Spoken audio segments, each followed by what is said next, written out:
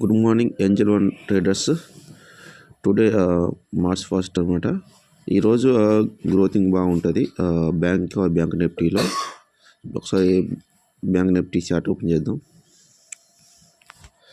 Okay, కింద కనపడుతుంది కదా మీ చార్ట్ ఆప్షనల్ చార్ట్.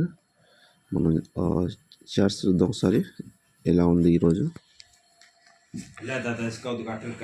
చూడండి, ఈరోజు గ్రోత్ అయితే ఖచ్చితంగా ఉంటుంది. ఇవాళ మార్చికి పక్కా ఉంటుంది గ్రోత్.